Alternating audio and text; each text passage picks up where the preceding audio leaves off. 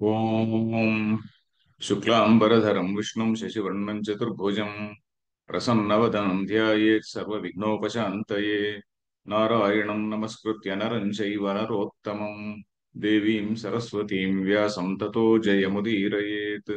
గురుర్బ్రహ్మా గురుర్విష్ణుః గురుర్దేవో మహేశ్వరः గురుः సాక్షాత్ పరం బ్రహ్మ తస్మై శ్రీ గురవే నమః. ఓం భగవద్గీత శ్రోతలందరికీ ఆహ్వానం. మొన్నటి క్లాసులో మనం రెండవ అధ్యాయాన్ని, భగవద్గీత రెండవ అధ్యాయం చిట్ట చివరి శ్లోకం కూడా చదివాము, భాష్యం కూడా చదివాము. కొంచెం టూకీగా దాని రెండవ అధ్యాయం యొక్క తాత్పర్యం కూడా చెప్పుకున్నాం. రెండవ అధ్యాయంలో విషయం ఏమిటి అనే దాని గురించి కూడా చెప్పుకున్నాము. రెండవ అధ్యాయంలో ముఖ్యంగా ఏం చెప్పారు, జ్ఞానం అంటే ఏమిటి, జ్ఞానం అంటే ఆత్మ జ్ఞానం అంటే ఏమిటి అని చెప్పారు. ఎందుకంటే అర్జునుడి యొక్క ముఖ్యమైనటువంటి ప్రాబ్లం ఏంటి అంటే అతనికి శోకం. నేను ఇదేదో యుద్ధం చేయబోతున్నాను కదా, యుద్ధం చేస్తే నాకు ఎంత పాపం జరుగుతుంది, ప్రపంచం ఇదంతా వంశ నష్టం అయిపోతుంది, కులక్షయము తర్వాత ఆ, ఇవ- అని చాలా చెప్పాడు కదా. సో ఆ శోకం నాశనం కావాలంటే ఏమిటి దానికి సొల్యూషన్ అంటే కేవలం ఆత్మజ్ఞానమే దానికి సమాధానం. ఆ ఆత్మజ్ఞానం చెప్పిన తర్వాత మళ్ళీ లోక ధర్మాన్ని అనుసరించి లోక దృష్ట్యా కూడా నువ్వు పని చేయాలి అని చెప్పాడు. దాని తర్వాత అంతేకాకుండా నోనో నీకు ఇది కూడా చెప్తాను ఏమిటి, సాంఖ్య బుద్ధి ఇంతవరకు ఇందాక చెప్పా, సాంఖ్య బుద్ధి అంటే ఆత్మజ్ఞానం అంటే ఏమిటి అనేది. తర్వాత నీకు ఇప్పుడు యోగ బుద్ధి కూడా చెప్తున్నానని చెప్పని కర్మ యోగాన్ని గురించి కూడా చెప్పాడు. కర్మ యోగాన్ని గురించి చెప్తూ ఆ కర్మయోగం అనేటువంటిది కొంతమందికి ఇట్స్ నాట్ అప్లికబుల్. ఎవరు? జ్ఞానులైనటువంటి వాళ్ళకి. ఆ జ్ఞానులైనటువంటి వారికి ఈ కర్మయోగం కూడా అన్నెసరీ, దాన్ని దాటి వెళ్ళారు అని చెప్పని చెప్తాడు. సో తర్వాత మళ్ళీ ఆ జ్ఞాని అనేటువంటి వాడు ఎలా ఉంటాడు, ఆ స్థితప్రజ్ఞుడు ఎలా ఉంటాడు అనే దాని గురించి 55వ శ్లోకం నుంచినో ఏమో అక్కడి నుంచి చిట్ట చివరి వరకు ఆ జ్ఞాని గురించి చెప్పాడు అనమాట. అది రెండవ అధ్యాయం యొక్క సారాంశం మనం ఇప్పుడు గుర్తుకు తెచ్చుకుంటే. ఇప్పుడు మూడవ అధ్యాయం మళ్ళీ ఏమిటి, మూడవ అధ్యాయం పేరు కూడా కర్మయోగం అని. మరి కర్మయోగాన్ని గురించి రెండవ అధ్యాయంలోనే చెప్పారు కదా, మళ్ళీ మూడవ అధ్యాయంలో ఎందుకు అని చెప్పానంటే దీనిపైన కొంచెం అర్జునుడికి ఒక చిన్న డౌట్ వచ్చింది. ఇదివరకు చెప్పిన దానిపైన అర్జునుడికి ఒక డౌట్ వచ్చినది. ఏంటి? జ్ఞాననిష్ట కర్మనిష్ట రెండు చెప్పాడు కదా ఈయన. చెప్పిన తర్వాత నాకే జ్ఞాననిష్ట అనేటువంటిది శ్రేయస్కరం, అంటే సాక్షాత్తు మోక్షాన్ని ఇచ్చేటువంటిది జ్ఞాననిష్ట. ఈ ఇది కర్మనిష్ట అనేటువంటి దాన్ని సరిగా ఇంకా అర్థం చేసుకున్నారా లేదా తెలియదు అర్జునుడు. మొత్తానికి కర్మనిష్ట అనేటువంటిది నాకు చెప్తున్నాడు. మరి నేను ఈ కృష్ణుడికి ఇంత క్లోజ్ పర్సన్, నేను ఇంత బామ్మర్ది, మరి నేను శ్రేయస్సును కోరుతున్నటువంటి వాడు, శిష్యుడు. అలాంటి వాడికి శిష్యస్తేహం అని చెప్పి కూడా చెప్పుకున్నాడు కదా, శిష్యస్తేహం షాహిమాం త్వాం ప్రపన్నం అని కూడా అనుకున్నాడు కదా. అలాంటి వాడికి నాకు ఇలాంటి ఒక లోవర్ లెవెల్ ఇది చెప్తున్నాడు ఎందుకు, ఒక హయ్యర్ లెవెల్ సాధనం ఎందుకు చెప్పలేదు అని అనుకో డౌట్ వచ్చింది. సో చెప్పినప్పుడు ఆ ప్రశ్నను పురస్కరించుకొని శ్రీకృష్ణుడు దానికి సమాధానం చెప్తున్నాడు. శ్రీకృష్ణుడు సమాధానం చెప్పడం, దాని తర్వాత మళ్ళీ కొంచెం ఎలాబొరేషన్. సో దీని నిండా కూడా కేవలం మళ్ళీ కర్మనిష్ట జ్ఞాననిష్ట ఈ రెండింటి గురించే చాలా విస్తృతమైనటువంటి చర్చ. ఏది, అర్జునుడికి ఒక చిన్న ప్రశ్న వచ్చింది కాబట్టి, మధ్యలో కూడా ఇంకేదో ఒకటి రెండు ప్రశ్నలు వస్తుంది కాబట్టి ఈ జ్ఞాననిష్ట తర్వాత కర్మనిష్ట అనే దాని గురించే దీనిలో మంచి డీటెయిల్ గా డిస్కషన్ జరుగుతుంది అనమాట. అందువల్ల ఇది మూడవ అధ్యాయం మళ్ళీ మొదలైంది అదే పేరుతోనే, కర్మయోగం అనే పేరుతోనే. తర్వాత ఇక్కడ ఇక్కడ విషయం దీనిలో ఏమిటి, దీన్ని స్థూలంగా మనం చూస్తే ఈ మూడవ అధ్యాయం రెండవ అధ్యాయం కంటే కొంచెం చిన్నది. రెండవ అధ్యాయంలో 72 శ్లోకాలు ఉండేనా, 72 శ్లోకాలు ఉండే. 72. దీనిలో 43 శ్లోకాలు ఉన్నాయి అంతే. దీనిలో కూడా బ్రాడ్ గా కొన్ని మనం డివిజన్స్ చూడాలనుకుంటే, మొట్టమొదట అర్జునుడి ప్రశ్న, తర్వాత కృష్ణుడి యొక్క ఒక బ్రాడ్ రిప్లై, ఒక స్థూలమైనటువంటి జవాబు. దాని తర్వాత ఏమిటి, ఈ కర్మ యోగాన్ని గురించి దానికి ఒక చిన్న బ్యాక్గ్రౌండ్ ఇచ్చాడు అనమాట. కర్మయోగం అనేది ప్రతి మనిషి కూడా ఎందుకు చేయాలి అనేటువంటి బ్యాక్గ్రౌండ్ ఒకటి ఇచ్చాడు. ఎందుకంటే ప్రకృతిలో ప్రతి ఒక్కటి కూడా ఇంకొక దానిపైన టోటల్లీ డిపెండ్ గా ఉన్నది. ప్రకృతి మనకి ఇస్తున్నది, మనం ప్రకృతికి ఇవ్వాలి. ఇది లా ఆఫ్ నేచర్ అన్నమాట. ప్రకృతి మనకన్ని, మనం గాలి పీల్చుకున్నా గాలి వెలుతురు ఇంకా ఏది మనకు ఆహారం కావచ్చు, నీళ్లు కావచ్చు, ఏది తీసుకున్నా కూడా ప్రకృతి మనకి ఇస్తున్నది. ఈ ప్రకృతిని మనం we have to respond in a positive way. అది దానికి తర్వాత ప్రకృతి ఇస్తున్న దాన్ని ప్రకృతిని మనం రక్షించుకోవాలి, ప్రకృతి మనల్ని రక్షిస్తుంది. దాన్ని ఆ విధంగా స్థూలంగా నేను చాలా చాలా మోడర్న్ టర్మ్స్ లో చెప్పిన, ఆయన చెప్పిన టర్మ్స్ ఏంటంటే, కృష్ణుడు చెప్పినటువంటి టర్మ్స్ ఏంటంటే యజ్ఞార్థాత్ కర్మణో అన్యత్ర అన్నాడు. యజ్ఞం అంటే అజ్ఞం అనే పదానికి చాలా విస్తారమైనటువంటి అర్థాన్ని చెప్పారన్నమాట. అది వేదంలో ఉన్నదే, శంకరాచార్యులు కొత్తగా చెప్పింది కాదు, కృష్ణుడు కొత్తగా చెప్పింది కాదు. వేదంలో ఉన్నటువంటి విషయాన్ని, వేదంలోనే ఏమిటంటే యజ్ఞము అంటే ఈ పృథివీ యజ్ఞం చేస్తున్నది, ఈ వాయువు యజ్ఞం చేస్తున్నది, ఈ గాలి, ఈ నీళ్లు జలము యజ్ఞం చేస్తున్నాయి అని ఇట్లాంటి డిస్క్రిప్షన్ వస్తుంది వేదంలో. అంటే ఏమిటి? సమస్త జీవరాశికి పనికొచ్చే విధంగా అవి వ్యవహరిస్తున్నాయి. జీవరాశి కూడా మనం దాన్ని ఎంత అవసరమో అంతే తీసుకోవాలి, దాన్ని జాగ్రత్తగా మనం కాపాడుకోవాలి. నీరు కావచ్చు, గాలి కావచ్చు, మరి భూమి కావచ్చు, ఎనీథింగ్. వీటన్నిటిని కూడా మనం కాపాడుకున్నప్పుడే అవి మనల్ని కాపాడుతాయి. సో ఆ విధంగా దేవాన్ భావయత అనేన తే దేవా భావయంతు వహ, అట్లాంటి ఒక general principal of inter dependence అనే దాని గురించి చెప్తాడనమాట. చెప్పి ప్రతి వ్యక్తి కూడా, ప్రతి ఇండివిజువల్ అంటాం కదా, వీడికి ఈ అగ్రిగేట్, ఇండివిజువల్ అండ్ అగ్రిగేట్ అంటాం కదా, వ్యష్టి సమష్టి అనే పదాలను వాడతారు ఇది శాస్త్రంలో. వ్యష్టి అంటే ఇండివిజువల్, సమష్టి అంటే అది మనకు తెలుగులో కూడా మనకు తెలుసు, సమిష్టిగా కృషి చేస్తున్నాం, అదే సమష్టిగా అంటే యునైటెడ్ గా అని అన్నట్టుగా. సమష్టి అంటే ది అగ్రిగేట్. సో ఈ వ్యక్తి అనేటువంటి వాడు సమష్టి వెల్ఫేర్ ను కూడా దృష్టి పెట్టుకొని వీడు తన కంట్రిబ్యూషన్ ఇవ్వాలన్నమాట. వ్యక్తి వ్యష్టి అనేటువంటి వాడు he has to surrender to the సమష్టి, to the will of the సమష్టి. దాన్నే మనం ఒకవేళ మనం కాస్మిక్ స్కీమ్ అని అనుకుంటే అనుకోవచ్చు. సో దాన్నే మనం ఈశ్వరుడు అంటాం. ఒక కాస్మిక్ స్కీమ్, దేవుడు ఇలాగ నిర్దేశం చేశాడు, ఈ చెట్లు ఉంటేనే మనకు ప్రాణం ఉంటుంది, ఈ వాటర్ సరిగా ఉంటేనే మనకు ప్రాణం ఉంటుంది, సో ఇలాంటి ఉంది కదా. సో దీన్ని గురించి చెప్తూ కర్మ యోగం అంటే ఏమిటి? నీ ధర్మాన్ని నువ్వు చేయడం అనేటువంటిది, సొసైటీలో నీ ధర్మాన్ని నువ్వు చేయడం అనేటువంటిది, that is what is needed. దేనికి? ఈ మొత్తం ఈ కాస్మిక్ సైకిల్ అంతా నిలవాలంటే. కాస్మిక్ సైకిల్ అంటే ఒట్టి ఒక మనం ఈ రోజు అనుకున్నటువంటి ప్రకృతిని రక్షించుకోవడము, ఇకాలజీ అంటాం కదా, ఇకలాజికల్ బేసిస్ ఒకటే కాదు, సమాజాన్ని కూడా రక్షించుకోవాలంటే, సమాజం అంతా కూడా ఒక పర్టికులర్ పద్ధతిలో ఉండాలంటే ఎవ్రీ పర్సన్ వీడికి ఉన్నటువంటి వీడి జాబ్ ప్రొఫైల్ ప్రకారం వీడు చక్కగా పనిచేయాలి అనేటువంటిది ఇక్కడ ఉన్నటువంటి విషయం. అంతే, సింపుల్ గా అంతే. దాని తర్వాత జాబ్ ప్రొఫైల్ అనే దాంట్లో మళ్ళీ ఏమిటి, దాన్ని నీకు స్వర్గం వస్తుంది, మరొకటి వస్తుంది, అది ఇది అని చెప్పారు. సో దాన్ని మళ్ళీ ఏమిటి, కర్మయోగ బుద్ధిగా చేయమంటున్నాడు. అంటే నీకు దాన్ని కూడా కోరకుండా, ఆ ఫలాన్ని కూడా కోరకుండా చేయమని చెప్పారు, ఇది వరకు కూడా చెప్పారు. ఇప్పుడు దీనిలోనే ఇంకొంచెం ఎలాబరేట్ గా చెప్తారు. సో ఇది ఇక్కడ ఉన్నది, ఈ కర్మయోగం అనేటువంటిది. తర్వాత జ్ఞానికి ఇది అప్లై అవుతుందా? జ్ఞాని కూడా ఇవన్నీ చేసి తీరాలనా అంటే, జ్ఞాని చేయొచ్చు, చేయకూడదనేం లేదు. అది కూడా కొంచెం రెండు మూడు శ్లోకాల్లో ఉంది. జ్ఞాని అయినటువంటి వాడు చెయ్యొచ్చు, కానీ it's not compulsory for him. But ఈ అర్జునుడికి మాత్రం కర్మయోగం అనేటువంటిది ప్రిస్క్రైబ్ చేశారు. మరి కర్మయోగం ఎలా చేయాలి అనేటువంటిది చెప్పారు. అలాగే జ్ఞాని ఏ విధంగా కర్మలు చేస్తాడు, ఒకవేళ ఆయన కర్మలు చేస్తుంటే జ్ఞాని ఏ విధంగా కర్మల్ని ఆచరిస్తాడు, ఇవన్నీ కూడా చెప్పారు. స్వధర్మం అంటే ఏమిటి అనే దాని గురించి చెప్పాడు. తర్వాత చిట్ట చివర 7-8 శ్లోకాల్లో డిస్కషన్ ఏమన్నదంటే, మనిషి ఎందుకు గాను మరి ఇంత మరి ఇన్ని ఇంత బాగా కాస్మిక్ స్కీమ్ ఇంత బాగున్నది కదా, దేవుడు ఇంత మంచి స్కీమ్ క్రియేట్ చేశాడు కదా, మరి ఎందుకు మనిషి దాన్ని ఫాలో కావడం లేదు, మనిషి దాన్ని ఒబే చేయడం లేదు అనేటువంటిది అర్జునుడికి ఒక ప్రశ్న వస్తుంది. మరి ఎందుకు దాన్ని అంతా డిజొబే చేస్తున్నాడు అని.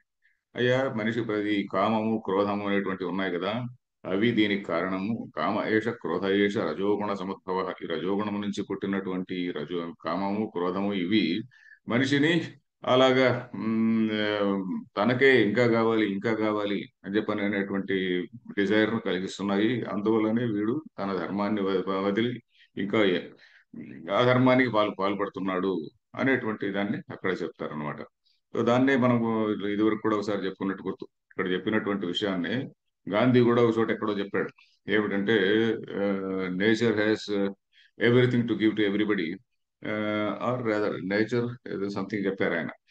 But not one man, yeah nature fulfils everybody's needs but not one man's greed అని చెప్పి, నీడ్ అండ్ గ్రీడ్ అనే దాన్ని ఏదో కాంట్రాస్ట్ చేసి చెప్పాడు ఆయన. సో ఆ విధంగా ఇది, ఇవన్నీ కూడా భగవద్గీతలో మన పుస్తకాల్లో ఉన్నటువంటి కాన్సెప్ట్స్. సో ఈ విధంగా మనిషి ఎందుకు ఈ విధంగా ట్రాన్స్గ్రెస్ చేస్తాడు, పాపాన్ని చేస్తాడు అని అంటే, ఇది కామ ఏష క్రాగం, కామం. కామం అనేటువంటిది ఇట్లా గైడ్ చేసిందయా, నీవు ఈ కామం అనేటువంటి దాన్ని జయించు, కామం అనేటువంటిదే నీ శత్రువు. చిట్ట చివరి శ్లోకం అదే. ఏమిటి? జహి శత్రుం మహాబాహు కామరూపం దురాసరం, ఓ మహాబాహు, ఈ కామం అనేటువంటి శత్రువును నువ్వు జయించాలి అనే విధంగా వస్తుంది అనమాట. శత్రువు అంటే అర్జునుడు, వీడెవడు, దుర్యోధనుడు, దుశ్శాసనుడు వీళ్ళే కాదు. కామం అంటే కోరిక, డిజైర్ అనేటువంటి దాన్ని జయించి డిజైర్ లెస్ గా, అంటే కామ త్యాగము చేసి దెన్ యూ డూ యువర్ స్వధర్మ అని చెప్పని ఇక్కడ సందేశం అన్నమాట చివరి చివరి శ్లోకంలో. సో బ్రాడ్ గా ఇలా ఉంది దీని యొక్క స్ట్రక్చర్. పోతే ఇప్పుడు ఇంకొక ఇన్కన్వీనియంట్ న్యూస్ మీకు ఏమిటంటే, మొట్టమొదట ఆ, రెండు మూడు క్లాసుల్లో కొంచెం కఠినమైనటువంటి ఉపోద్ఘాతం ఉన్నది. ఈ శంకరాచార్యుల వారు ఆ, అంతకుముందు శంకరాచార్యులు ఎందుకు రాస్తున్నాడు ఇది అంటే, 21వ శతాబ్దాన్ని దృష్టి పెట్టుకొని రాయలే ఆయన. ఆ కాలంలో ఉన్నటువంటి పూర్వపక్షులు ఉంటారు చూడండి, అంటే అది వరకు ఉన్నటువంటి వ్యాఖ్యాకారులు, వాళ్ళ వ్యాఖ్యల్లో ఉన్నటువంటి తప్పులు. ఇప్పుడు సపోజ్ ఈ రోజు ఏదో కామెంటరీ ఒకటి వచ్చింది అనుకోండి, దానిలో సమ్ రాంగ్ ఆర్గ్యుమెంట్స్ ఉంటే మళ్ళీ ఇంకొకరు రాస్తారు కదా, ఇవన్నీ కూడా చెప్పు, దిస్ ఇస్ ఇన్కన్సిస్టెంట్, ఇది రాంగ్, అది ఇది అని రాస్తారు కదా. ఆ పద్ధతిలో శంకరాచార్యుల వారు కూడా ఏం చేశారు, అది వరకు ఉన్నటువంటి ఒక ప్రఖ్యాత ఆ, భాష్యకారుడు అని అనడంలో, శంకరాచార్యులు మనం భాష్యకారులు అంటాము. ఆ పాత వాళ్ళను ట్రెడిషనల్లీ మనం ఏదో వృత్తికారులు అంటున్నాం. భగవద్గీత పైన కొంచెం వృత్తి అంటే కొంచెం అర్థ వివరణం రాసినటువంటి వాళ్ళు ఇది వరకు ఉన్నారనమాట. వాళ్ళు ఆ, ఒక ఆయన బోధాయనుడు అనే ఒక ఆయన, భర్తృ ప్రపంచ అనేటువంటి ఒక ఆయన, భర్తృ రా కావత్తు మళ్ళీ సుడి, భర్తృ ప్రపంచ అనేటువంటి ఒక ఆయన, బోధాయనుడు అనేటువంటి ఒక ఆయన. సో ఇలాంటి వాళ్ళు కొంతమంది వ్యాఖ్యలు రాశారు. ఆ వ్యాఖ్యల్లో ఉన్నటువంటి ఇన్కన్సిస్టెన్సీ ఏమిటి అనే దాని గురించి దాన్ని చెప్తూ, వాళ్ళరే ఒక చోట ఇలా చెప్పారు, ఇంకో చోట ఇలా చెప్పారయ్యా, కాబట్టి అది కాదు సిద్ధాంతం, అసలు సిద్ధాంతం ఇది అని శంకరాచార్యులు సిద్ధాంతాన్ని ఎస్టాబ్లిష్ చేస్తున్నాడు అనమాట. ఇందులో ఏది, ఈ 3వ అధ్యాయము, ఈ ఇనిషియల్ ఇంట్రొడక్టరీ భాష్యం ఉంటుంది కదా, సంబంధ భాష్యం అని కూడా అనొచ్చు. సంబంధం అని అంటే ఏంటి, 2వ అధ్యాయానికి దీనికి 3వ అధ్యాయానికి ఉన్నటువంటి లింక్, దాన్ని కూడా బిల్డప్ చేయాలి కదా. అది తర్వాత ఇది వరకు ఉన్నటువంటి ఆ వ్యాఖ్యలు చేసినటువంటి ఆ వృత్తికారులు, వాళ్ళ మతం అంటే రిలీజన్ అని కాదు, మతం అంటే రిలీజన్ అని కాదండి. మతం అంటే మనకు శాస్త్రంలో కేవలం ఒపీనియన్ అని. మతం అంటే మను అనేటువంటి ధాతువు నుంచి వచ్చినది. మను అంటే చింతించడము అని, మను చింతనే అని. కాబట్టి మన మతం ఇది మే మతం అనే మాట భగవద్గీతలో శ్రీకృష్ణుడు 4-5 చోట్ల చెప్తాడు. అంటే ఇది నా అభిప్రాయం అన్నట్టుగా. సో వాళ్ళ మతాన్ని ఖండిస్తున్నాడు అంటే వాళ్ళ రిలీజన్ అనుకోకూడదు మనం పొరపాటున స్లోలో. వాళ్ళ మతాన్ని ఖండిస్తున్నాడు, వాళ్ళ మతాన్ని అది వాళ్ళ మతం పూర్వపక్షం అది ఇది అన్నట్టు, వాళ్ళ మతం అంటే రిలీజన్ అనుకోకూడదు. వీళ్ళందరూ కూడా పాత వాళ్ళే, వీళ్ళందరూ కూడా మన వేదాన్ని ఒప్పుకున్నటువంటి వాళ్ళే, వీళ్ళందరూ కూడా వేదాంతులే, వీళ్ళు కొత్త వాళ్ళేం కాదు. సో అది విషయం. ఇక్కడ మనం 2-3 రోజులు కొంచెం కష్టపడి ఓపిగ్గా ఈ వ్యాఖ్యానం వినాలి. మొట్టమొదటి ఫ్యూ లైన్స్ సింపుల్ గానే ఉన్నాయి. తర్వాత కొంచెం కొంచెం గజిబిజిగా వాళ్ళు పాతకాలం వాళ్ళు ఒక చోట ఏం చెప్పారు, ఇంకో చోట ఏం చెప్పారు, ఇలాంటి వ్యాఖ్య ఉంటుంది 2-3 క్లాసుల్లో. దీన్ని మనం కొంచెం ఓపిగ్గా కొంచెం స్ట్రాంగ్ కాఫీ తాగి కూర్చోవాలి అనమాట. సో ఇక్కడ 3వ అధ్యాయం చదువుదాం శ్రీనివాస్. మొట్టమొదటి వాక్యం చదువుతున్నా. శాస్త్రస్య ప్రవృత్తి నివృత్తి విషయభూతే शास्त्रस्य प्रवृत्ति निवृत्ति विषयभूते ద్వే బుద్ధి భగవతా నిర్దిష్టే द्वे बुद्धि भगवता निर्दिष्टे సాంఖ్యే బుద్ధి యోగే బుద్ధి ఇది చ. सांख्ये बुद्धिः योगे बुद्धिः इति च। దీంట్లో పాత అధ్యాయంలో ఏమున్నది అనే చెప్తున్నాడు. భగవద్గీత ఇది వరకు 2వ అధ్యాయంలో ఏం చెప్పారు శ్రీకృష్ణుడు, సాంఖ్య బుద్ధి యోగ బుద్ధి అని రెండు చెప్పారు. అక్కడ సాంఖ్య నిష్ఠ అన్నాడు, జ్ఞాన నిష్ఠ అన్నాడు, యోగ నిష్ఠ అన్నాడు. ఇక్కడ సాంఖ్య బుద్ధి యోగ బుద్ధి అన్నాడు. బుద్ధి అన్నా నిష్ఠ అన్నా రెండు ఒకటే. బుద్ధి అంటే ఒక అవగాహన, బుద్ధి that is vision of life. Sankhya vision of life and yoga vision of life, or rather Sankhya way of life and yoga way of life అనుకోండి. సో సాంఖ్య నిష్ఠ, యోగ నిష్ఠ. సో ఏమిటిది, శాస్త్రం అంటే ఏమిటి, గీతా శాస్త్రం. శాస్త్రం అంటే ఇదేదో ఫిజిక్స్ మ్యాథమెటిక్స్ లా కాదు కదండి అనుకోకూడదు మనం. ఎందుకంటే దిస్ ఇస్ ఆల్సో ఏ శాస్త్రం. శాస్త్రం అంటే కొంచెం ఏదైనా సిస్టమేటిక్ గా ఆలోచన చేసి బిల్డప్ చేసినటువంటి నాలెడ్జ్ ను, దాన్ని కార్పస్ ఆఫ్ నాలెడ్జ్ ను మనం ఏమంటాము, నాలెడ్జ్ బాడీని మనం నాలెడ్జ్ సిస్టమ్ అంటున్నారు ఈ కాలంలో. ఐకేఎస్ అని కూడా పేరు మీరు వినుంటారు, ఇండియన్ నాలెడ్జ్ సిస్టమ్స్ అని కూడా వినుంటారు. Vedanta is an Indian knowledge system, there is no doubt about it. ఎందుకంటే వీళ్ళు చాలా సిస్టమేటిక్ గా ఆలోచించి జీవుడు అంటే ఏమిటి, భగవంతుడు అంటే ఏమిటి, ఈ విధంగా సిస్టమేటిక్ గా ఆలోచించి చెప్పినటువంటి విషయాలు కదా. అందుకని సో శాస్త్రం అంటే it is a knowledge system. So దీనిలో ఏం చెప్పారు, ప్రవృత్తి నివృత్తి విషయభూతే అంటే ప్రవృత్తికి విషయమైనటువంటిది, నివృత్తికి విషయమైనటువంటి విషయాల్ని చెప్పారు, అంశాలని చెప్పారు ఇక్కడ. ఏమిటి? ప్రవృత్తి నివృత్తి విషయభూతే అంటే ప్రవృత్తికి చెందినటువంటి, అంటే యోగ బుద్ధికి చెందినటువంటి నివృత్తి. నివృత్తి అంటే వితరాలు కదా, అంటే ఏమిటి? జ్ఞాననిష్ట. ప్రపంచం నుంచి విత్డ్రా అయిపోయి ఇతను జ్ఞాననిష్టలో ఉంటాడు అనమాట.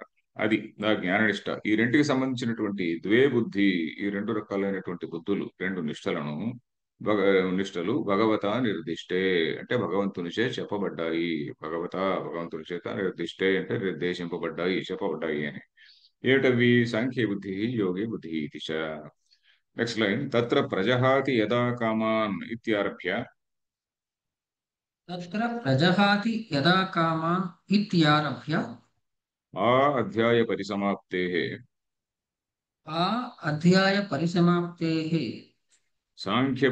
సాంఖ్యబుద్ధ్యాశ్రితానాం సన్యాసం కర్తవ్యం ఉక్త్వా. साङ्ख्यबुद्ध्याश्रितानां संन्यासं कर्तव्यं त्वा ఉక్త్వా తేషాం తన్నిష్ఠతయా ఏవ तेषां तन्निष्ठता एव నిష్ఠతయా ఏవ तन्निष्ठतया एव चापडु ఓకే ఏవచ కృతార్థత ఉక్త ఏషా బ్రాహ్మీ స్థితి ఇది. कृतार्थता उक्ता एषा ब्राह्मी स्थितिः इति ఓకే.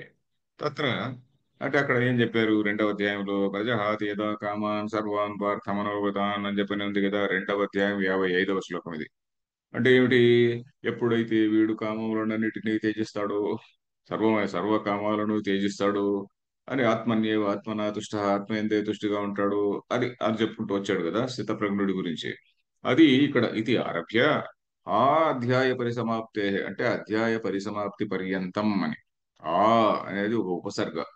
అధ్యాయ పరిసమాప్తి అంటే అధ్యాయం యొక్క సమాప్తి.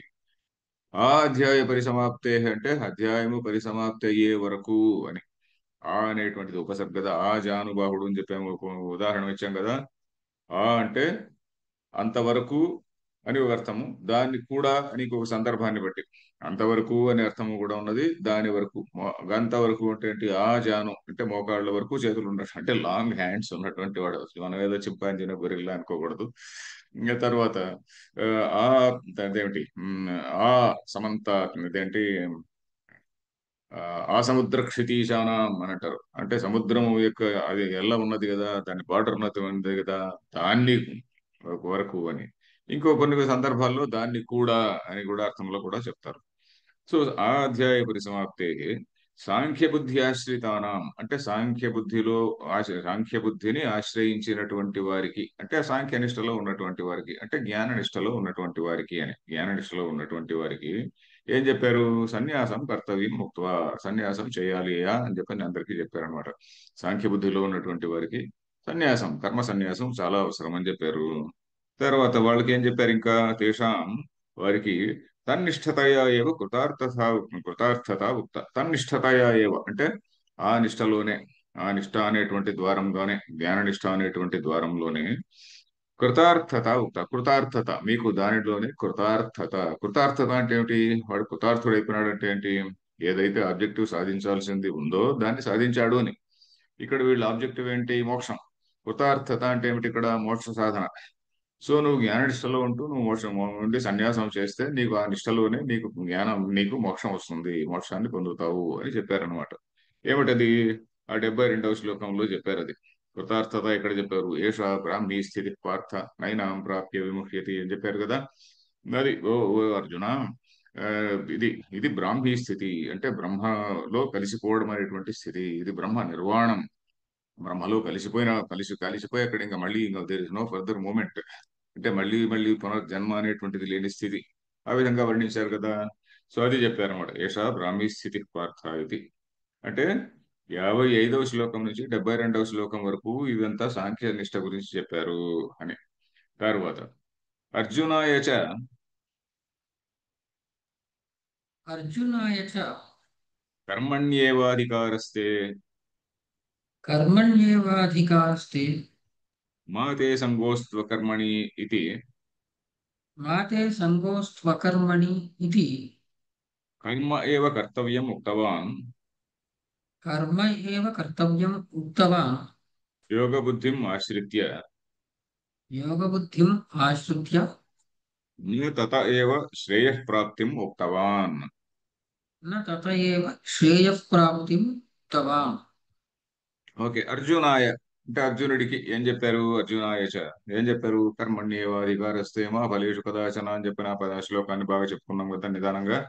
కర్మయందే నీకు అధికారం, కర్మణి కర్మయందే తే నీకు అధికార, అంటే నీకు దాని అందే అధికారం ఉన్నదయా, నువ్వు దాన్నే చేయాలి అంటే నీ క్వాలిఫికేషన్ అర్త్ లెవెల్లోనే ఉన్నది. అధికారం అంటే ఎలిజిబిలిటీ, యోగ్యత.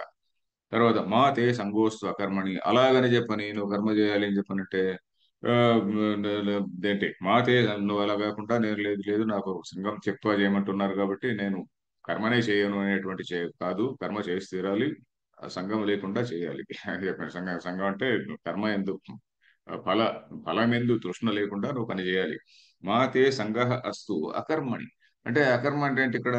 ఊరికే కూర్చోవడం అనమాట. ఏం పని చేయకుండా కూర్చోవడం, నాకేం వద్దు, నాకు పుణ్యం పాపం ఏం వద్దు, నేను ఊరికే కూర్చొని ఉంటానని చెప్పని కూర్చోవడం కూడా తప్పు. ఎందుకంటే ఊరికే కూర్చోవడం కూడా అది ఒక కర్మనే. ఊరికే కూర్చోవడం కూడా, నేను suppose I have to do my job, ఏమి చేయకుండా నేను ఏమి చేయను, నాకు పుణ్యం వద్దు పాపం వద్దు అని ఊరికే కూర్చున్నాం అనుకోండి, ఇన్యాక్షన్. సమ్ టైమ్స్ మనకు అప్పుడప్పుడు మనం చూస్తుంటాం ఏమి చేయకుండా ఊరకున్నవాడు ఉత్తమోత్తముడయా అనేదో ఎక్కడో చెప్పారు, చదివారు. సో విశ్వదాభిరామ వినురవేమ. సో ఆ విధంగా అలాగే అది కూడా తప్పు అన్నారు. కర్మయోగం ఏంటి? మాతే సంగోస్వ కర్మని, నీకు అలా ఊరికే ఊరికే కూర్చోవడం కూడా చేయకూడదు.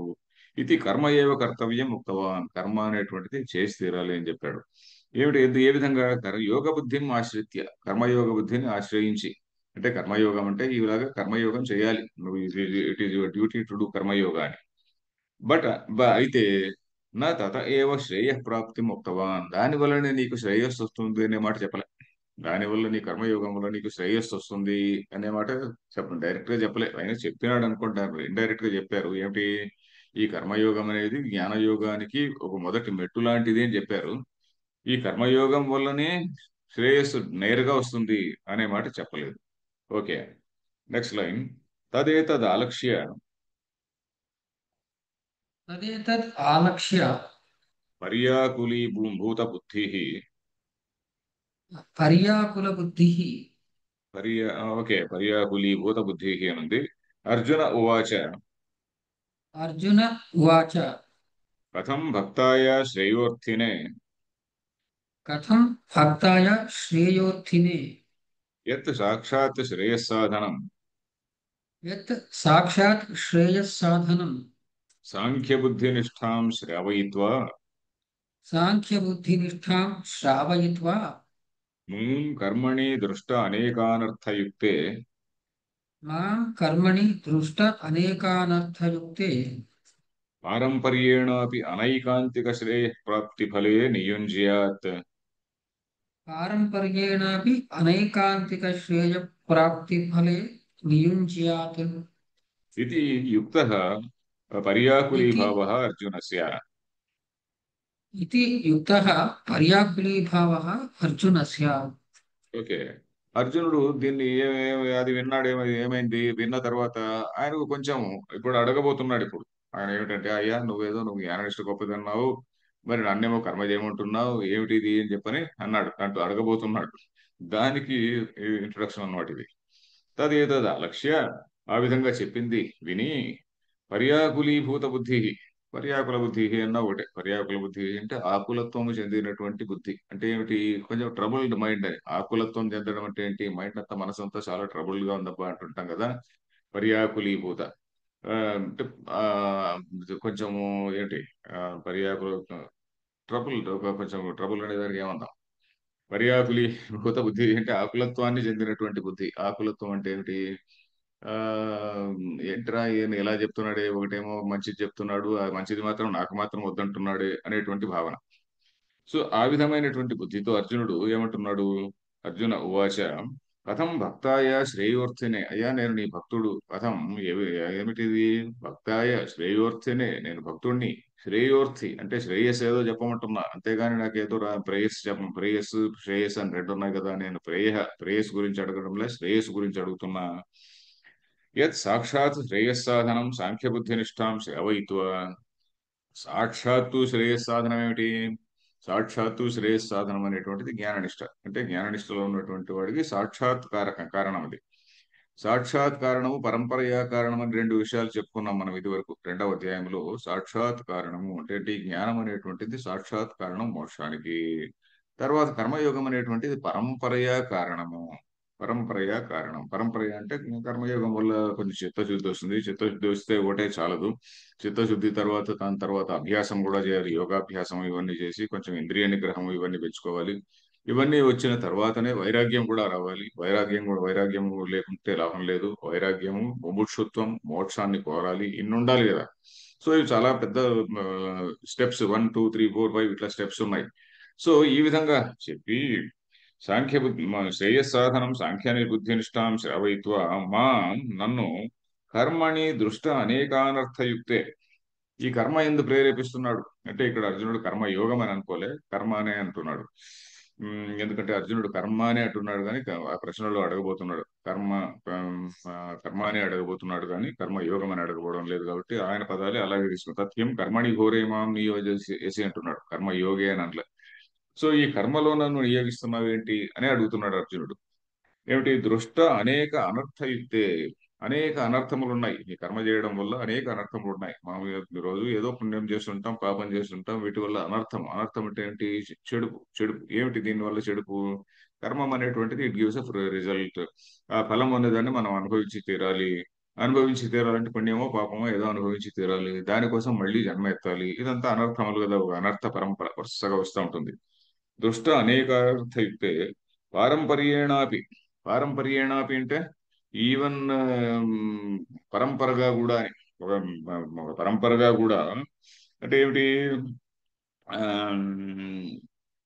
పరంపర అంటే ఏంటి? క్రమంగా కూడా దీని తర్వాత అది, దాని తర్వాత అది అని పరంపర అంటాం చూడండి. ఆ పారంపర్యేణ కూడా అనైకాంతిక శ్రేయ ప్రాప్తి ఫలే. అనైకాంతికం. ఏకాంతికం అంటే ఏమిటి? సర్టన్లీ అని. అనైకాంతికం అంటే అన్సర్టన్ అని. అనైకాంతికం అన్సర్టన్ గా. ఏమిటిది? ఆ దాన్ని ఏకాంత అంటే ఏమిటి? ఏకాంత ఏక ప్లస్ అంత ఏకాంత కదండి, నిశ్చితంగా అని. ఏకాంతం అనే దానికి కరెక్ట్ వర్డ్ వచ్చి నిశ్చితంగా అని. అనైకాంతికం అంటే అనిశ్చితము అని. అనైకాంతికం అంటే అనిశ్చితంగా, అన్సర్టన్ అంటుంటాం చూడండి, అన్సర్టన్ అని. సో అది అనైకాంతిక శ్రేయ ప్రాప్తి ఫలే. దీనివల్ల సర్టన్ శ్రేయస్సు దొరుకుతుందని, శ్రేయస్సు కలుగుతుందని ఎలాంటి సర్టన్టీ లేదు. ఏది? కర్మ వల్ల శ్రేయస్సు కలుగుతుందని ఎలాంటి సర్టన్టీ లేదు, నిశ్చితత్వం లేదు. అలాంటి దానిలో నన్ను మాం నియుంజ్యాత్, నన్ను దానిలో నియోగిస్తున్నాడు కదా. నియోగించడం అంటే అరే నువ్వు ఇది చేయాలి అని చెప్తున్నాడు కదా. ఒక పనిలోకి ఒకరిని పెట్టడాన్ని నియోగించడం అంటారు. సో ఆ విధంగా నియుంజాత్ ఇది యుక్త పర్యాకులీ భావ అర్జునస్య. అర్జునుడి యొక్క ఈ పర్యాకులీ భావం అంటే ఆయన మనస్సులో సంతాపాన్ని చెందడం, మనస్సులో చాలా ట్రబుల్డ్ గా ఉండడం. ఈ పర్యాకులీ భావం అనేటువంటిది అది యుక్త అంటే అది ఉచితమే. అంటే అండర్స్టాండబుల్ అంటాం చూడండి. మనం ఇదంతా ఓహో ఆయన యొక్క యాగనీ ఏదైతే ఉన్నదో దట్ ఈస్ క్వైట్ అండర్స్టాండబుల్ అన్నట్టుగా. పర్యాకులీ భావ అంటే ఒక రకమైనటువంటి యాగనీ. అరే ఏమిట్రా అది అంత మంచిదేమో నాకు చెప్పాడు, శ్రావయిత్వా చెప్పకుండానన్నా ఉంటే అది నాకు తెలిసి ఉండేది కాదు. చెప్పిన తర్వాత అరే అక్కడ ఏదో లడ్డు ఉందని చెప్పి నేను ఏదో ఇంకేదో తినమంటే ఎలాగా, అని ఏదో సద్యాన్నం తినమంటే ఎలాగా. అది ఆయన బాధ. సో నెక్స్ట్ లైన్ తద్ అనురూపశ్చ ప్రశ్న तदनुरूपस्य प्रश्नः జాయసి చేత్ ఇత్యాది. जायसी चेत् इत्यादि। ఇత్యాది ఇత్యాది. తర్వాత ప్రశ్న అపాకరణ వాక్యం చ प्रश्न अपाकरणवाक्यं च భగవతా ఉక్తం भगवता उक्तम् యథోక్త విభాగ విషయే శాస్త్రే. यथोक्तविभागविषये शास्त्रे। ఓకే. తర్వాత ప్రశ్న తదనురూపశ్చ ప్రశ్న. అర్జునుడి యొక్క ప్రశ్న కూడా దానికి అనురూపంగానే ఉన్నది. అనురూపం అంటే ఏంటి? ఆయన మనసులో ఏర్పడినటువంటి ఆ ఆ వ్యాకులత్వం ఏదైతే ఉన్నదో ఆ వ్యాకులత్వానికి అనురూపంగానే ఆయన ప్రశ్నించాడు. మనసులో ఒక రకమైనటువంటి ట్రబుల్ మైండ్తో ఉన్నాడు కదా. ఆ వ్యాకులత్వానికి అనురూపంగానే ఆయన పడుతున్నటువంటి ఆ వ్యథ ఏదైతే ఉన్నదో దానికి అనుకూలంగానే ప్రశ్న ఉన్నది. ఏమిటి? మొదటి ప్రశ్న, మొదటి శ్లోకం, 3వ అధ్యాయం మొదటి శ్లోకం. జాయసి చేత్ కర్మణస్తే మత బుద్ధిర్ జనార్దన అని రాబోతున్నది. అయ్యా జనార్దనుడా, నువ్వేదో కర్మ కర్మ గొప్పది, కర్మ కంటే జ్ఞానం గొప్పది అని అంటున్నావు కదా. మరి అలాంటప్పుడు నన్ను కర్మలో ఎందుకు ప్రేరేపిస్తున్నావు అని అన్నాడు. అక్కడ కర్మయోగం అనే మాట వాడలేదు. అందుకనే ఈయన భాష్యంలో కూడా కర్మణి అని అర్జునుడి మాటనే తీసుకున్నాడు. తర్వాత తదనురూపశ్చ ప్రశ్న జాయసి చేత్ ఇత్యాది. తర్వాత అట్లాంటి సందేహాన్ని తొలగించడము అనేటువంటి పద్ధతిలోనే కృష్ణుడి జవాబు కూడా ఉన్నది. ప్రశ్న ఏ విధంగా ఉన్నదో దానికి అనురూపమైనటువంటి దానికి అనుకూలంగానే సమాధానం ఇచ్చాడు. ఏమిటి? ప్రశ్న అపాకరణ వాక్యం. అపాకరణం అంటే ప్రశ్నను తొలగించడం. To remove all the doubts, to remove అపాకరణం. అపాకురు అంటే ఏమిటి? తొలగించు. మమ పాపం అపాకురు దేవ అనేది ఒకటి ఉన్నది. ఈ మధ్య అందరు చిన్నపిల్లవాళ్ళందరూ పాడుతుంటారు. శృంగేరి శంకరాచార్యులు రాసినది అపాకురు అంటే తొలగించు తొలగించు అని. మమ పాపం అపాకురు దేవ అని చాలా మంది విని ఉంటారు. అపాకురు అంటే తొలగించు అని. అపాకరణం అంటే తొలగించడం. ప్రశ్న అపాకరణ వాక్యం. ఆ ప్రశ్నను తొలగించేటువంటి వచనాన్ని కూడా అని వచనం కూడా భగవత ఉక్తం, భగవంతుడి చేత చెప్పబడింది. అంటే భగవంతుడు చెప్పాడు. ఎక్కడ? యథోక్త విభాగ విషయే శాస్త్రే. ఇప్పుడు జ్ఞాననిష్ట కర్మనిష్ట అనే దాన్ని ఇక్కడ విభాగం చేస్తూ చెప్పబోతున్నాడు అనమాట. యథోక్త విభాగ విషయే. దాన్ని చెప్పిన ఏదైతే అతను అడిగాడో దాన్ని విభజించి చెప్పబోతున్నటువంటి శాస్త్ర భాగంలో. శాస్త్రం అంటే ఒక హోల్ టెక్స్ట్ అక్కర్లేదండి. A portion of the text is also called a shastra. ఇప్పుడు 2-3 శ్లోకాలు ఉన్నాయనుకోండి, ఆ శ్లోకాలని కూడా మనం శాస్త్రం అంటాం. ఎందుకంటే ఆ శ్లోకాల్లో ఒక విషయాన్ని వర్ణిస్తారు కదా. యథోక్త విషయ విభాగ యథోక్త విభాగ విషయే. చెప్పిన దాన్ని విభాగం చేసినటువంటి సందర్భంలో, అంటే జ్ఞాననిష్ట ఇది కర్మనిష్ట ఇది అని వేరువేరుగా వర్ణించి చెప్పారు కదా, ఆ సందర్భంలో దీన్ని చెప్పాడు. నెక్స్ట్ లైన్ ఇక్కడ కొంచెం కాంప్లికేషన్ మొదలైంది. ఇంతవరకు కాంప్లికేషన్ ఏం లేదు. ఇక్కడ నుంచి కొంచెం శ్రద్ధగా వినాలి. ఎందుకంటే ఇక్కడ వృత్తికారులు అని చెప్పాను కదా. వృత్తికారులు అంటే ఏంటి? వృత్తి రాసినటువంటి వాళ్ళు అని. కరెక్ట్ గా వాళ్ళ పేర్లు సరిగా లేదు, తెలియదు. బోధాయనులు అని కొందరు అంటున్నారు. ఆ, ఇతనెవరు, భర్తృ ప్రపంచకారులు అని చెప్పి ఇంకొక ఆయన అంటున్నారు. వృత్తి అంటే ఏమి లేదు. వృత్తి అంటే ఒక శ్లోకానికి గాని ఒక సూత్రానికి గాని దానికి అర్థ వివరణం వృత్తి అంటారు. వృత్తి, భోజ వృత్తి అంటారు. ఫర్ ఎగ్జాంపుల్, ఆ పతంజలి యోగ సూత్రాలు ఉన్నది. ఆ యోగ సూత్రాలకి భోజ వృత్తి అని ఒకటి ఉంది. భోజ వృత్తి అంటే భోజుడు అనేటువంటి రాజు రాసినటువంటి వృత్తి. ఆ కాలంలో రాజులు కూడా గొప్ప పండితులు ఉండేవాళ్ళు, గొప్ప గొప్ప విద్వాంసులు ఉండేవాళ్ళు. సో ఆయన రాసినటువంటి ఒక వృత్తి. ఎనీవే, ఇప్పుడు దానిలో అక్కడ ఆయన మొదట్లో ఏం చెప్పాడు? అక్కడ ఆయన చెప్పిన కాంట్రడిక్షన్ మొదట్లోనే చెప్పేస్తా, సో దాట్ మనకు మళ్ళీ డౌట్ లేకుండా. వాళ్ళు ఆ వృత్తికారులు ఏం రాశారంటే, మొట్టమొదట ఇంట్రొడక్షన్ లో శంకరాచార్యుల సంబంధ భాష్యం చదివాం మనం. ఏది మొట్టమొదట్లో చదివాం. అట్లా ఆ విధంగా రాసినటువంటి సంబంధ భాష్యంలో జ్ఞాన కర్మ సముచ్చయవాదాన్ని చెప్పారు. అంటే జ్ఞానము శ్రౌత కర్మలు అన్ని కంపల్సరీగా చేసి తీరాలి అని చెప్పారు. జ్ఞానము కర్మలు చేసి తీరాలి ప్రతి ఒక్కరు కూడా అని చెప్పారు. అంటే ఒకే సమయంలో ఒకే వ్యక్తి, నేను జ్ఞాని నేను కర్మఠుడు అనేటువంటి భావన. ఒకే వ్యక్తి ఒకే సమయంలో నేను అకర్త అని వేదాంత ఉపనిషత్తు చదివేటప్పుడు అనుకుంటాడు. తర్వాత ఏదో కర్మ చేసేటప్పుడు నేను కర్త, నాకు ఫలం కావాలి అనుకుంటాడు. ఒకే వ్యక్తి ఒకే సమయంలో రెండు పనులు ఎలా చేస్తాడండి? టూ ఫ్రేమ్స్ ఆఫ్ మైండ్ ఎలా ఉంటుంది? స్ప్లిట్ అని అంటారు కదా. స్ప్లిట్ పర్సనాలిటీ అయితే తప్ప చేయలేరు కదా. అది ఇక్కడ విషయం అన్నమాట. సో అక్కడ ఒక బిగినింగ్ లో ఏమో అలా రాశారు ఎవరు, వృత్తికారు. తర్వాత మళ్ళీ మూడవ అధ్యాయంలో ఇక్కడ చాలా క్లియర్ గా ఉంది కదా, జ్ఞాననిష్ట వేరు యోగనిష్ట వేరు అని క్లియర్ గా ఉంది కదా. ఇక్కడ మాత్రం అక్కడ కృష్ణుడు చెప్పినట్టుగా అది వేరే ఇది వేరే. ఇక్కడ అదేంటి శాస్త్రీయకరం, అదే మన శ్రౌత కర్మలు, శృతిలో చెప్పినటువంటి కర్మలని అది ఒక సెక్షన్ వాళ్ళు వదిలేసేయచ్చు అని. మొదట్లో ఏం చెప్పారు? అన్ని ఆశ్రమాల్లో ఉన్న వాళ్ళకు కూడా, ఆశ్రమాలు అంటే మనకు తెలుసు కదా, ఆశ్రమం అంటే బ్రహ్మచారి, గృహస్థ, వానప్రస్థ, సన్యాసి అని 4 ఆశ్రమాలు. ఈ అన్ని ఆశ్రమాలకు కూడా కొన్ని కొన్ని శ్రౌత కర్మలు ఉన్నాయి, అవి కూడా చేసి తీరాలి, వాటితో పాటు జ్ఞానము అని చెప్పని అన్నారు. ఈ మూడవ అధ్యాయంకి వచ్చే వాళ్ళకి ఏమన్నారు వాళ్ళు? కొంతమందికి అది లేదు, ఏది శ్రౌత కర్మలు అవన్నీ అక్కర్లేదు అని అన్నారు. మరి ఎవరికి ఉన్నాయి అంటే ఈ గృహస్థుడు అనేటివి ఉన్నాయి. మనం అందరం గృహస్థులు ఉన్నాం కదా, మన నెత్తిన చాలా వేశారన్నమాట. నీది రెస్పాన్సిబిలిటీ అని. ఎందుకంటే వీడు ఏదో కష్టపడి సంపాదించి ఆ కాలంలో ఒక బ్రహ్మచారి వస్తే బ్రహ్మచారికి భోజనం పెట్టడం అనేటువంటిది గృహస్థుని ధర్మము. ఇంకో సన్యాసి వస్తే పెట్టడం ఆయన ధర్మము గృహస్థుడికి. వానప్రస్థుడికి కూడా. వానప్రస్థుడికి అంత పెద్ద బర్డన్ లేదు, ఎందుకంటే ఆయన ఎక్కడో అడవిలో ఉంటాడు, ఆకులు అల్లమని తింటుంటాడు. ఎవరన్నా గెస్ట్ వస్తే ఆ వచ్చిన వాడికి 4 ఆకులు, ఆయన ఏదో 2 ఫ్రూట్స్ ఏమైనా ఉంటే, ఎండిపోయిన ఫ్రూట్స్ ఏమైనా ఉంటే అవి 2 ఇస్తాడు. సో ఆయన పెద్ద బాధలే ఈ గృహస్థుడికి వాడి భార్యకి వచ్చినటువంటి బాధ అంతా కూడా. సో ఇది ఇక్కడ కాంట్రడిక్షన్ చెప్తాడు. అక్కడ నువ్వు ఒక చోటేమో అన్ని ఆశ్రమాల వాళ్ళకి ఈ జ్ఞానము కర్మ రెండు సముచ్చయం అవసరం అని అన్నావు. ఇంకొక చోటనేమో కొంతమందికి అక్కర్లేదు, కొంతమందికి అవసరం అని చెప్పని ఈ ఆశ్రమం వాళ్ళు వేరే, ఈ ఆశ్రమం వాళ్ళు వేరే అనే ఆశ్రమ విభాగాన్ని చూపించి, ఆశ్రమ వికల్పం అంటాడు, ఆశ్రమ విభాగాన్ని వికల్పాన్ని చూపించి ఈ విధంగా చెప్తున్నావు కదా, నువ్వు చేసుకున్నదాన్ని నువ్వు కాంట్రడిక్షన్ కదా అని చెప్పబోతున్నాడు. దాని గురించి ఒక 2 పేజీలు డిస్కషన్ ఉంది. ఓకే, ఇదంతా ఇప్పుడు మనకు అనవసరం కావచ్చు, ఆ కాలంలో అవసరమైంది. ఎందుకంటే ఇప్పుడు ఆ శ్రవత కర్మలు చేస్తున్నటువంటి వాళ్ళు లేరు. శ్రవత కర్మలు అంటే ఏంటి? శృతిలో చెప్పినటువంటి నిత్యాగ్నిహోత్రం, అక్కడ కూడా దాన్ని కూడా స్పెసిఫై చేయబోతున్నారు. ఏంటంటే అగ్నిహోత్రం ఉన్నాయి కదా, యావజ్జీవం ఆ, అగ్నిహోత్రం జుహుయాత్ అనేది ఉంది. ఏమిటి? బతికున్నంత కాలం కూడా నువ్వు అగ్నిహోత్రాన్ని చేయాలి.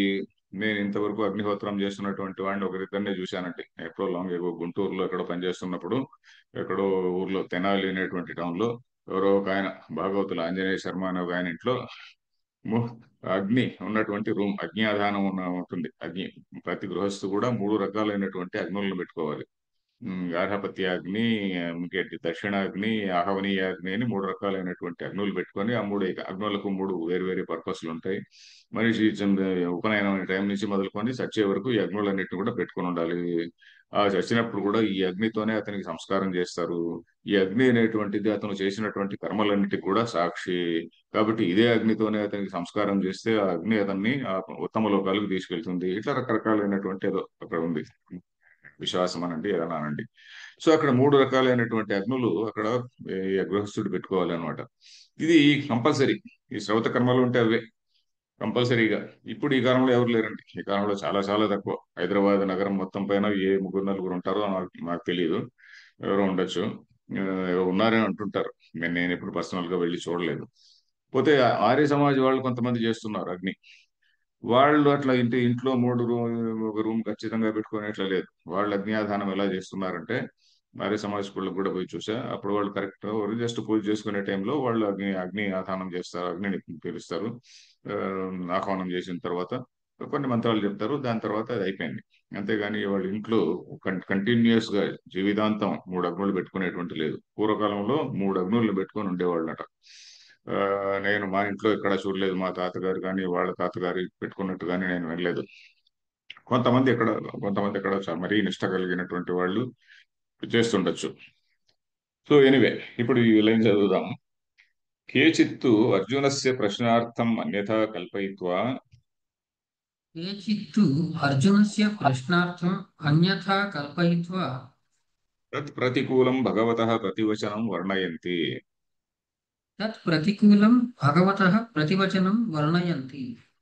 యథా చ ఆత్మనా సంబంధ గ్రంథే यथा च आत्मनः सम्बन्धग्रन्थे గీతార్థో నిరూపితః गीतार्थो निरूपितः తత్ ప్రతికూలం చ ఇహ పునః तत् प्रतिकूलं च इह पुनः ప్రశ్న ప్రతివచనయో అర్థం నిరూపయంతి. प्रश्नप्रतिवचनयोः अर्थं निरूपयन्ति। ఓకే. కేచిత్ అంటే కొందరైతే అని. కొందరు కొందరైతే ఎవరా కొందరు అంటే శంకరాచార్యులు వారు మెన్షన్ చేయలేకపోతే ఆనందగిరి ఇంకా వ్యాఖ్యలు రాసినటువంటి వాళ్ళు ఉన్నారు కదా, వాళ్ళు రాశారనమాట. ఏమిటి? వృత్తికారులు అని. ఈ వృత్తికారులు అంటే ఇందాక చెప్పినటువంటి బోధాయనుడు, తర్వాత భర్తృ ప్రపంచకారులు వీళ్ళనమాట. దానిపైన భగవద్గీత పైన ఒక వృత్తి రాశారట. పోతే ఆ పుస్తకాలు ఇప్పుడు అవైలబుల్ గా లేవు. ఆ పుస్తకాలు బహుశా శంకరాచార్యుల కాలం నాటికి ఉన్నట్టుంది. తర్వాత రామానుజాచార్యుల కాలం నాటికి కూడా అవైలబుల్ గా ఉన్నట్టుంది. ఎందుకంటే రామానుజులు వాళ్ళు చెప్పిన వాటిని కూడా కొన్ని తీసుకుంటారు. సాంఖ్యం వైష్ణవులు, శ్రీ వైష్ణవులు ఉన్నారు కదా, వాళ్ళు బోధాయనుడు వాళ్ళు చెప్పినటువంటి వాడిని కూడా కొన్ని తీసుకుంటారు. వాళ్ళది కూడా జ్ఞానకర్మ సముచ్చయవాదమే, జ్ఞానము కర్మ రెండు ఉండాలి అని వాళ్ళు అనేది కూడా. సో కేచిత్తు అర్జునస్య ప్రశ్నార్థం అన్యథా కల్పయిత్వ, అర్జునుడు వేసినటువంటి ప్రశ్న ఏదైతే 3వ అధ్యాయంలో 1వ శ్లోకం రాబోతోంది కదా, దాని అర్థాన్ని అన్యథా కల్పయిత్వ, అర్జునుడు అడిగిన తోటైతే వీళ్ళు ఇంకో రకంగా అర్థాన్ని కల్పన చేసి తత్ ప్రతికూలం భగవతః ప్రతివచనం వర్ణయంతి, దానికి రిప్లైగా భగవంతుని యొక్క వచనాన్ని వర్ణిస్తున్నారు. ఏమిటిది? యథాచ. యథాచ అంటే ఎలాగంటే ఎలాగంటే ఆత్మనా సంబంధ గ్రంథే గీతార్థో నిరూపిత. ఆత్మనా సంబంధ గ్రంథే అంటే ఏమిటి? వారి చేతనే, వారి చేతనే సంబంధ గ్రంథములో వారే రాసినటువంటి సంబంధ గ్రంథములు అని, ఆయనే రాసినటువంటి సంబంధ గ్రంథములు గీతార్థ నిరూపిత.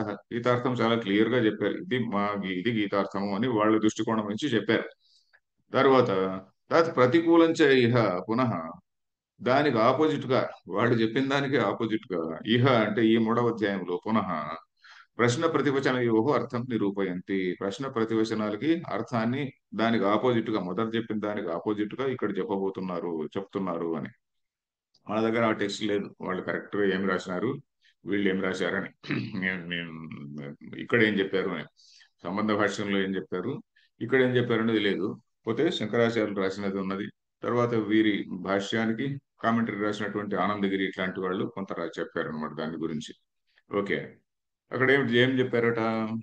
ఆ, తత్ ప్రతికూలం చేయ పునః ప్రశ్న ప్రతివచనయో అర్థం నిరూపైంది. దాని ప్రతికూలంగా, అంటే ప్రతికూలం అంటే దాని ప్రశ్న అడిగిన దానికి ఉమ్, సమాధానం చెప్పారు. పోతే వాళ్ళు ఇదివరకు చెప్పిన దానికి ప్రతికూలంగా ఉన్నది, ఇదివరకు సంబంధ గ్రంథంలో చెప్పినటువంటి దానికి ప్రతికూలంగా, దానికి ఆపోజిట్ గా, అంటే కాంట్రడిక్టరీగా, సెల్ఫ్ కాంట్రడిక్టింగ్ పద్ధతిలో చెప్పారు అని. అది ఎలాగా అని చెప్పబోతున్నాడు. అంటే వృత్తికారులు మొట్టమొదట ఏం చెప్పారు సంబంధ భాష్యంలో అనేది ఈ నెక్స్ట్ లైన్. కథం कथं తత్ర సంబంధ గ్రంథే తావత్ तत्र सम्बन्धग्रन्थे तावत् సర్వేషాం ఆశ్రమిణాం सर्वेषाम् आश्रमिणां జ్ఞానకర్మణో సముచ్చయ ज्ञानकर्मणोः समुच्चयः గీతాశాస్త్రే నిరూపిత అర్థ ఇది యుక్తం. गीताशास्त्रे निरूपितः अर्थः इति उक्तम्। పునః విశేషితం చ पुनः विशेषितं च యావజ్జీవశ్రుతి చోదితాని यावज्जीवश्रुतिचोदितानि కర్మాణి పరిత్యజ్య कर्माणि परित्यज्य కేవలాదేవ జ్ఞానాత్ మోక్షః ప్రాప్యతే ఇత్యేతద్. केवलादेव ज्ञानात् मोक्षः प्राप्यते इत्येतत्। ఇత్యేతద్ అక్కడ ఆగలే, ఇత్యేతద్ ఏకాంతేన ఏవ ప్రతిషిద్ధమితి. एकान्तेनैव प्रतिषिद्धम् इति। ఓకే. కథం, ఏ విధంగా కాంట్రడిక్షన్ అండి అంటే, వృత్తికారులు మొట్టమొదట ఎలా చెప్పారు అని, ఇప్పుడు మొట్టమొదట ఎలా చెప్పారో చెప్తున్నాడు. కథం తత్ర సంబంధ గ్రంథే, తన గ్రంథే తావత్, సంబంధ గ్రంథంలో ఏం రాశారు? సర్వేషాం ఆశ్రమిణాం, అన్ని ఆశ్రమాల వారికి, బ్రహ్మచారి నుంచి మొదలుకొని సన్యాసి వరకు అన్ని ఆశ్రమాల వారికి, జ్ఞాన కర్మణో సముచ్చయ, జ్ఞానము కర్మ రెండింటి కూడా సముచ్చయం చేయాలి. రెండు కంపల్సరీగా, రెండు కలిసి. సముచ్చయం అంటే ఏంటండి? ఒకే సమయంలో ఒకే వ్యక్తి రెండుని చేయడం, అది సముచ్చయం అంటే. శంకరాచార్యులు చెప్పేది ఏంటి? ఒకే సమయంలో ఒకే వ్యక్తి చేయలేడండి, టూ డిఫరెంట్ టైమ్స్ లో ఒకే వ్యక్తి చేస్తాడు. ఒకే వ్యక్తి ఈ రోజు కర్మయోగంలో ఉంటాడు, మళ్ళీ నెక్స్ట్ డే ఇంకొంచెం ధ్యానము అది ఇది చేస్తాడు, ఇంకో రోజు ఇంకా కొంచెం యోగము యోగాభ్యాసం చేస్తాడు, వైరాగ్యం సంపాదించుకుంటాడు, మెల్లిమెల్లిగా అక్కడికి వస్తాడు అని మన ఆర్గ్యుమెంట్. కానీ ఒకే సమయంలో నేను జ్ఞాని అయిన తర్వాత కూడా, జ్ఞానం సంపాదించిన తర్వాత కూడా దాన్ని అహం బ్రహ్మాస్మి అనేది అంటూ ఉంటుంది, అహం బ్రహ్మాస్మి అనే చెప్పుకుంటూ ఉంటాడు వేదాంత క్లాస్ లో. మళ్ళీ పోయి నాకు ఇది కావాలి ఇది కావాలి అని అడుగుతుంటాడు. అది అక్కడ విషయం, కాంట్రడిక్షన్. సర్వేషాం ఆశ్రమణం జ్ఞానకర్మణో సముచ్చయ గీతాశాస్త్రే నిరూపిత అర్థ. నిరూపిత అంటే ప్రూవన్ అని, something that is the proven meaning అని అంటాం చూడండి. ఆ విధంగా ఇది గీతాశాస్త్రంలో నిరూపించబడినటువంటి అర్థం ఇదేనాయనా అని చెప్పారనమాట. పునః విశేషితంచ, మళ్ళీ కూడా ప్రత్యేకించి చెప్పారు. విశేషితంచ అంటే ఎంఫసైజ్ చేసి ఇంకొక చోట ఎక్కడో చెప్పారు, ప్రత్యేకించి చెప్పారట. ఏంటి? యావజ్జీవ శృతి చోదితాని కర్మాణి. యావజ్జీవ శృతి అనేది ఒకటి ఉందండి. ఆ యావజ్జీవ శృతి అంటే ఇదే, యావజ్జీవం అగ్నిహోత్రం జుహుయాత్ అని. యావజ్జీవము అగ్నిహోత్రం చేస్తుండాలి. అంటే శ్రౌత కర్మలు ఉంటే ఇలాగే ఉంటాయండి. శ్రౌత కర్మల్లో ఆ జీవించున్నంత కాలము అగ్నిహోత్రం చేస్తుండాలి. అలాగే యజ్ఞం కూడా చేయాలి. యజ్ఞం కూడా compulsory for everybody in olden days. అదేమిటి? జాత పుత్ర కృష్ణ కేశ యజేత అని వేదంలో చెప్పినటువంటి వాక్యం. జాత పుత్ర అంటే కొడుకు పుట్టిన వెంటనే, ఎప్పుడో ముసలైన తర్వాత నేను యజ్ఞం చేస్తాననేది కాదు. ఇప్పుడు ఆ కాలంలో 16 18 ఏళ్ళకే పెళ్లి చేసేవాళ్ళు. 18 ఏళ్ళు అయిన తర్వాత 20 ఏళ్ళకంతా కొడుకు పుట్టేవాడు. ఇంకా ఆ సమయంలోనే కొడుకు పుట్టిన వెంటనే, కొడుకో పుత్రుడు అనుకోండి, ఇక్కడ కొడుకు అని అన్నారు. జాత పుత్ర కృష్ణ కేశ. కృష్ణ కేశ అంటే నల్ల వెంట్రుకలు ఉన్నప్పుడే అని. తెల్ల వెంట్రుకలు అయిన తర్వాత ఏదో యజ్ఞం చేస్తాను అనడానికి వీల్లేదండి.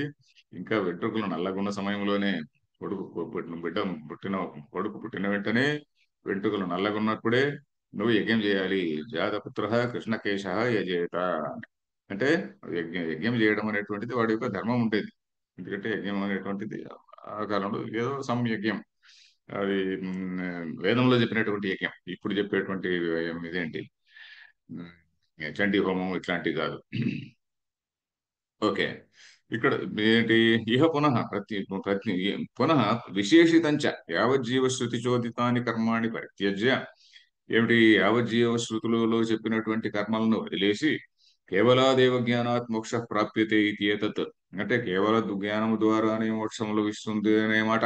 అదే ఇక్కడది. యావజ్జీవ శృతిలో చెప్పినటువంటి కర్మలను పరిత్యజించి కేవల జ్ఞానంతోనే మోక్షం దొరుకుతుంది అనేటువంటి మాట ఏకాంతేన ఏవ ప్రతిషిద్ధం. ఖచ్చితంగా ఏకాంతేన ఏవ. అనైకాంతికం అనే మాట ఇంతకు ముందు విన్నాం. అనైకాంతికం అంటే అన్సర్టన్. ఏకాంతేన అంటే నిశ్చితంగా, సర్టన్లీ. ఏకాంతేన ఏవ ప్రతిషిద్ధం, it is certainly negated, it is certainly not possible అని. ఏది, యావజ్జీవ శృతిలో చెప్పినటువంటి కర్మలను నువ్వు వదిలేసి కేవల జ్ఞానంతోనే నీకు మోక్షం వస్తుంది అని చెప్పడము పూర్తిగా నిషిద్ధము. ఎవరికి? అన్ని ఆశ్రమాల వారి, అన్ని ఆశ్రమాల వారికి కూడా అని సంబంధ గ్రంథంలో చెప్పారు. తర్వాత ఇక్కడ ఏం చెప్పబోతు, ఓహో సాయం టైం అయిపోయిందా? ఉమ్, ఓకే, ఇక్కడికి ఆఫ్ చేద్దాం ఈరోజు. నెక్స్ట్ టుమారో కూడా ఈ వాక్యాన్ని కొంచెం బ్రీఫ్ గా చెప్పుకుందాం. చెప్పుకొని ఇంకొద్ది ముందుకు పోదాం. ఇంకా 2-3 క్లాసులు కూడా అవుతాయేమో అని భయం ఉంది. ఎందుకంటే ఇనిషియల్ గా మీకు అర్థం కావాలి అనేటువంటి ఉద్దేశంతో కొద్దిగా నిదానంగా చెప్పాను. సో ఇక్కడికి ఆపుదాం ఈరోజు. ఓం పూర్ణమదః పూర్ణమిదం పూర్ణాత్ పూర్ణముదచ్యతే పూర్ణస్య పూర్ణమాదాయ పూర్ణమేవావశిష్యతే. ఓం శాంతి శాంతి శాంతి. అంటే వచ్చే క్లాసు 15వ తారీఖు ఆగస్ట్ 15th అయింది, శుక్రవారం. మీకు వీలవుతుంది సార్? నాకేం పర్లేదు. ఆ, one answer, question and answer ఏదో some something is there. Okay. Okay, thank you మా, thank you. Right right right, thanks a lot. Okay, ధన్యవాదాలు శుక్రవారం ఆచార్య. కలుద్దాం. దేర్ ఇస్ నో అలాగే ప్రాబ్లం. సార్, నో అలాగే. ప్రాబ్లం.